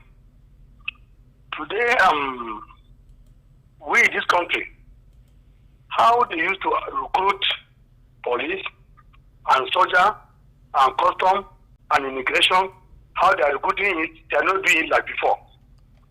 Now, they are recruiting according to minister have candidate. Custom get governor get candidate, Hakimi get candidate, Oba get candidate. All these candidates who they are recruiting in the soldier and police and immigration, all the organization, are they recruiting them to do the work, or are they recruiting them for another special something that they are interested on it? Because any operation they want to get, before they continue with the operation, the secret as exposed. Before you know, they cannot succeed for the operation. That is my own. All right. We have people recruiting inside us. They are looking them as a soldier or police or immigration. We are looking them. Most of them they are into those people. So my own advice is that I want them, if they want to recruit police again or soldier, they should not get anybody candidate again. When you come, you start to come and work for this government. Right. Come and work for the government. You should not use another chief. Is the one that gets this candidate. How can we that chief get interest of God's people? That's why all the pressure is fair every time. Thank you, Sunday. Thank you so much for your call. I do appreciate you. 0803-692-9933, 0803-692-9933. That's the number you can call to be a part of this conversation. Hello there. What's your name and location, please? Hello, good evening. My name is Tachi. I'm calling from Okudu. All right, welcome. Thank you. I don't have much to say, but what I see is like one of the problems that they have in this country, I believe, is from the North and the Muslim people in time of insecurity. That's what me I feel. I think it's from there. The Hausa people and the Muslim people, they are the people that cause problem most. No, you can't say that. You can't say that. They are also victims of the situation. Welcome to the Evening Rush, and thank you for staying tuned. Hello, good evening. Thank you for holding on. Hello, good evening. Are you there? Yes, good evening, Choma. How are you doing, Remy? I'm doing good, my sister. And good evening, analyst. Good evening. Welcome. Choma, I think we Nigerians, whoever we are, religious or tribe, must personalize this tragedy. Feel it as if it happens to you. See it as if that army general that was killed was your father, mother, uncle, and brother. Now, oftentimes we have issues with our security agents because of how politicians use them. But, Chama, it can be difficult to be a police person or a military person in Nigeria today, because the person you are going on patrol with, you don't know if that person is an agent of Boko Haram or ISWAT. In a place where stuff can get compromised, please don't see if it is my problem, it is our problem. Lastly, you can never stand on two mandates. Either you stand on your constitutional mandate or the mandate of Baba Sheyi, Mr. Tinubu. Those who are standing on his mandate should get off and stand on their constitutional mandate and demand for accountability. The military person that was killed, the head should be rolling. How did they compromise intelligence? If you can compromise such a high-profile intelligence, my dear, none of us is safe. Thank you. Thank you for your call, Remy. 0803-692-9933. Hello? Hello? Good evening to you. How you doing? Welcome to the Evening Rush. Good evening. Good evening. How you doing, ma'am? This is my innocence. I'm fine, yo. It's all right, yo. Nigeria don't turn to wetin we no understand again. Esther, beg, help us beg Baba Tinubu, make Nigeria sweet as then they pursue Jonathan. Jonathan own self, the better part this one wey we see. Military self, better part this one wey we see, oh, Esther. We don't read, oh, we don't read. Thank you for your call. 0803-692-9933. Thank you for staying tuned. Welcome to the Evening Rush. What's your name and location, please? Hello. Hi, what's your name and location? Hello. Good evening to you. Welcome to the Evening Rush. Good evening. What's your name and what's your location? Yeah.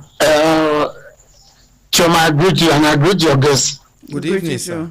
Can you hear me? Yes. Go ahead. Okay. My name is Boyesen and I'm calling from Afro-Media. Welcome, Boyesen.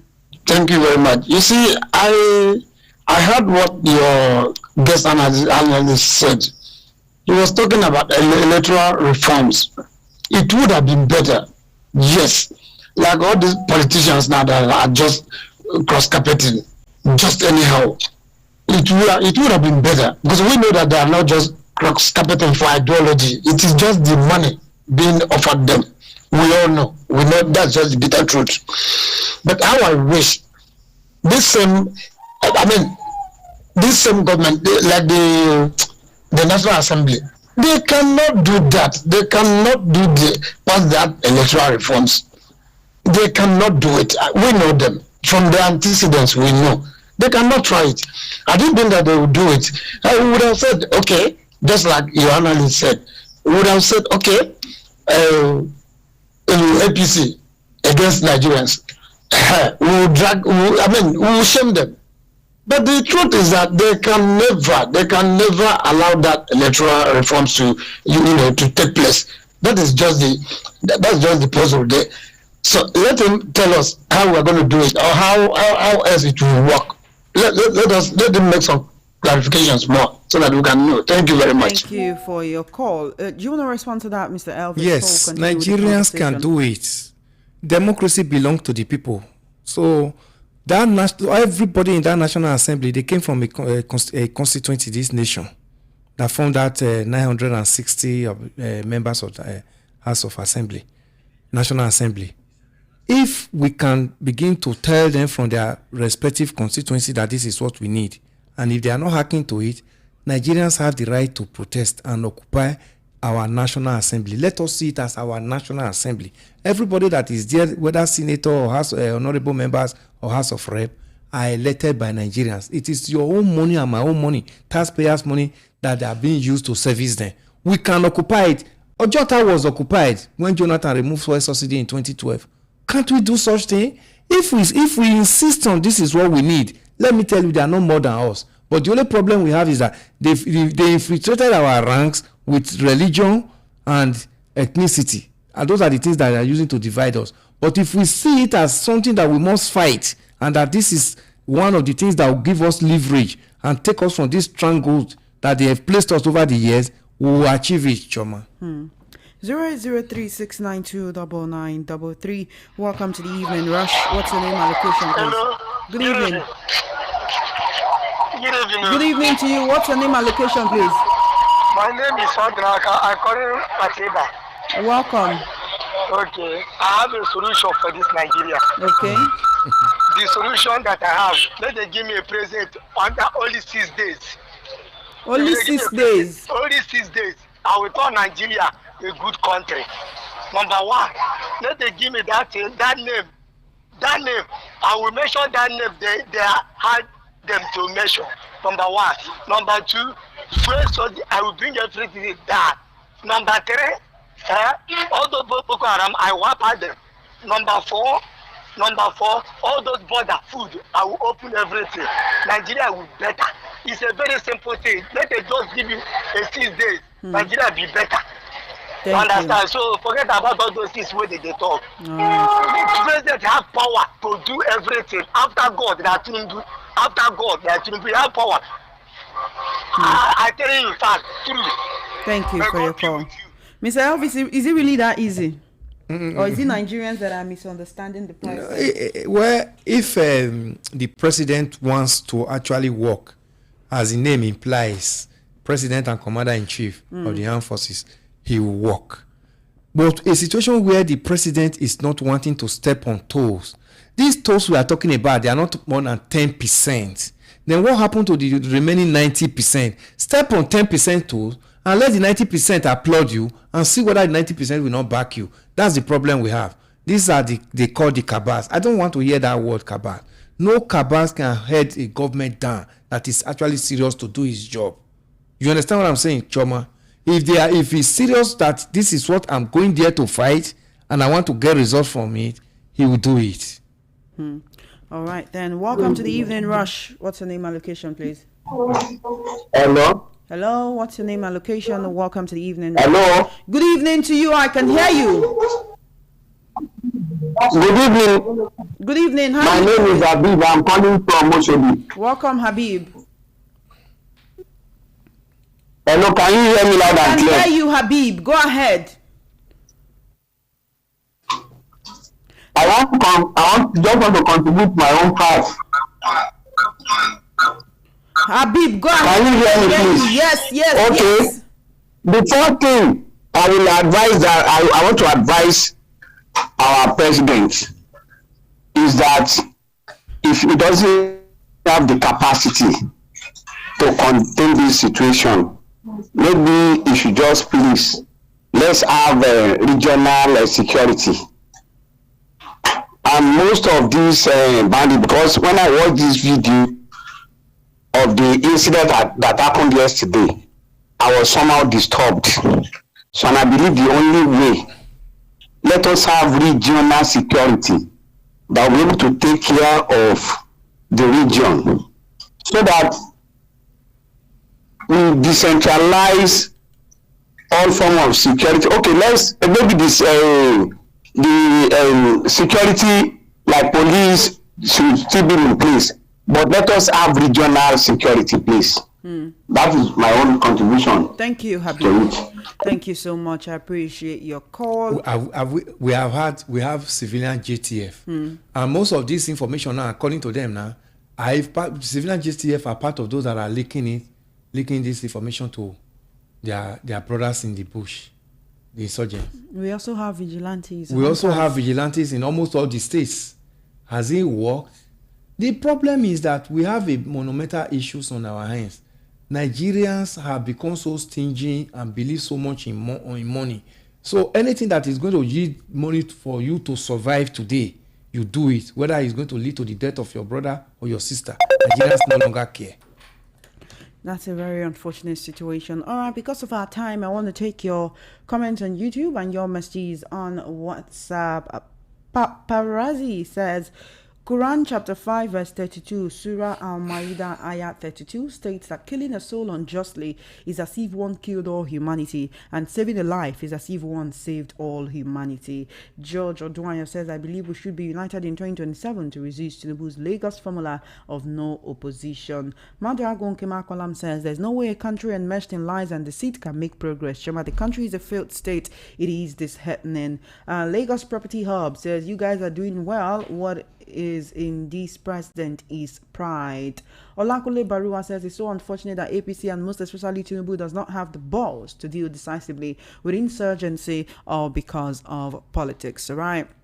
Obed Orji, the caller that spoke about having a candidate in the security agency's recruitment, is very bad. During my time into the Navy in 1981, it was classroom examination and physical exercises that qualified us to be recruited, and not candidate getting papers from who is who in the society. Good evening, Chioma. Who is the repentant killers that were recruited into army? Which nation are they from? From Sam Ishiago. Okay, good evening, crew. Lagos, anyone that entered through the back door of INEC and judiciary can never be accountable to you. Please, if it were to be in the south that a military general was killed, do you know what would have happened by now? Nigeria is a joke. George from AJ City. Sister Choma, can someone explain to me what jihad in Islam means? I've been hearing that there is no killing and that is unfounded talk of killing as part of Islam. From Tony. Rather than dissipating energy and time debunking allegation of genocide, especially in the northern part of the country, let government see this development as a wake-up call to action and begin to see the war against terrorists as a full-scale one and deal with it as such. From Yemi in Lagos. What we are witnessing is the beginning of more catastrophe to come. Boysin from Afromedia. Chairman VOP, I do not subscribe to the call for President Tinubu's resignation over insecurity. The truth remains that we are already in the wrong vehicle, which will not anchor until 2027. When we need to shine our eyes like fish in the water and do the needful, needless painting any color. Let the killers of Nigerians be smoked out and let them be dealt with decisively. Tony Anele from Ijagemo. Good evening. Regarding recruiting 100,000 soldiers to complement in fighting terrorism is just a political strategy to continue wasting the lives of our youths. Yes, because the same military you want to recruit them into has already been infiltrated. Choma, it's just to waste their lives. Engineer Salah from Governor Road, Ikotun. Good evening, Shoma. Dewali from Oshodi. All Nigerians should know that sand is already mixed with Gary. Terrorists are already mixed up with the entire Nigerian security agencies. All the they facets. Involve all Nigerian securities. Yes. Good evening. I'm AA from Akowonjo. As far as we are representing tribe, Obi agenda, is that general? What are you? I don't even know what you're talking. The problem of Nigeria is Igbo and Hausa. This tribal rhetoric will do you no good. We are talking about the fact that Nigerians are dying. You're coming here to tell us that the problem of Nigeria is Igbo and Hausa. You need to disabuse your mind of certain tribal relations so that you can be mentally efficient, so that your brain can open for you to understand that this is not a tribal or ethnic problem. Nigerians are dying. How can you watch what happened in Kwara State ESD and come here to write to me and tell me that the problem of Nigeria is Igbo and Hausa? I know what to do. Just I don't even know it. Anyway, thank you so much for joining the conversation this evening. I do appreciate you. It's always a pleasure whenever we get to have these conversations. A lot is happening in this country, and what we try to do is to make sure that you have a voice to talk about these situations. So I appreciate whenever I bring up these conversations and you are a part of it. So thank you, and thank you again. I'm trying my best to read all of your messages. Good evening, Choma and VIP crew. Is needless spending money for INEC to conduct election. Let's make Tinubu life president. Nigerian political party have almost turned to one party system. Solo from Lagos. Mr. Elvis, let's get your concluding thoughts on everything we are discussing today. Well, we have to strive to take Nigeria out of one party state. And anybody that is calling for more recruitment into the Nigeria Army, it's not the number that matters, it's the efficiency and the truthfulness in government. That they can waste our money to bring in more people. It's needed. But if the situation remains as it is, Choma, no result will be gotten. Those young men, life will only just be slaughtered the same way we are seeing it. So the government needs to do the needful. Run after and tackle the financiers. Those boys that are having these guns in the bush. If for 1 week, Choma, food does not get to them, no more ammunition for them to fight with. They don't have these drugs. They are on drugs. That's why they carry arms and begin to shoot. They don't have it. Even ordinary water for them to drink. In another 1 week, they don't have. These boys will come out.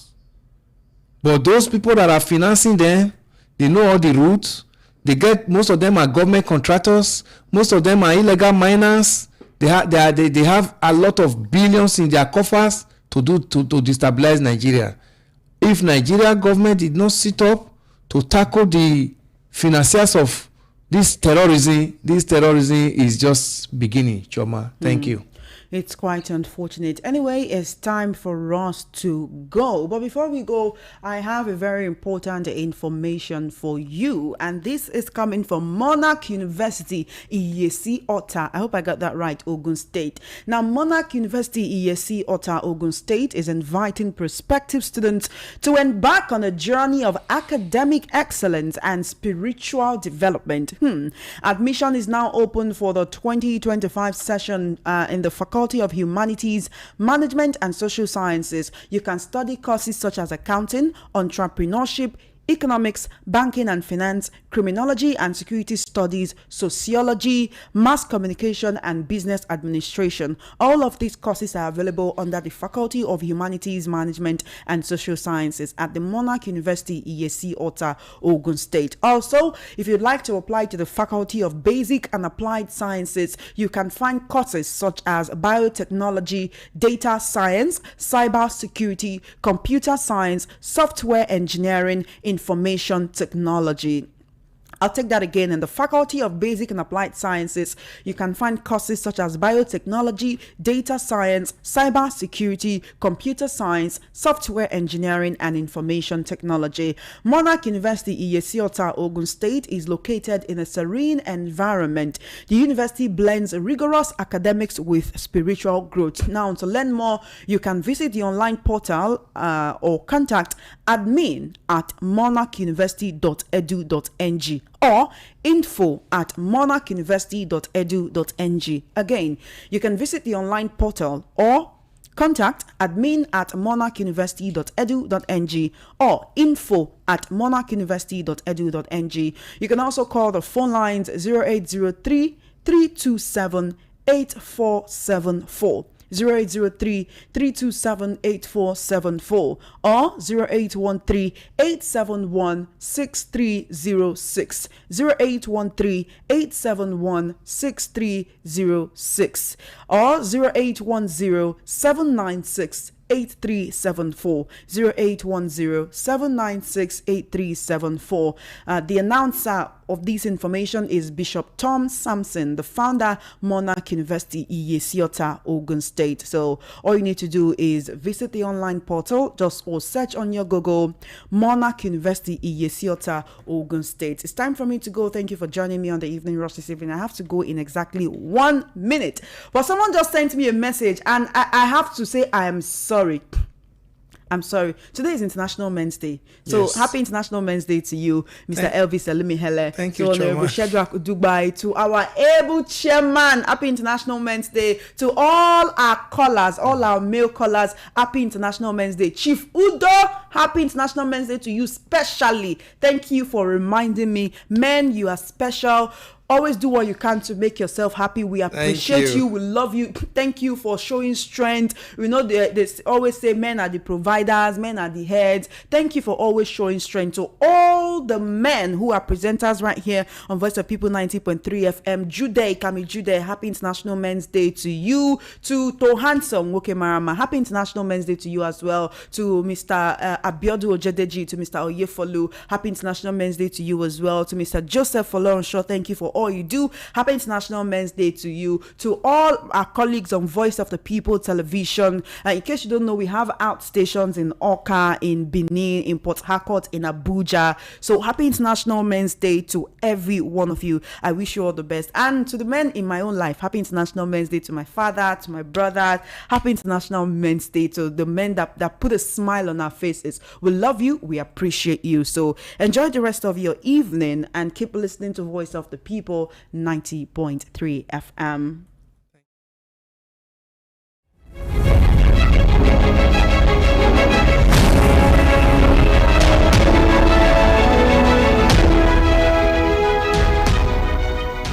Good day, my people. How they go, they go. God go do good for us. Now, Kudos Homes Limited carry me come say, make I come tell you now how you go become landlord, landladies. Now, Christmas and New Year promo, then carry come. We get 20% on top of them land where they for Omu, Ketuekpe, Kudos Heritage Phase 1, where we they sell for 3.5 million naira before. Now, as we don't come out 20% this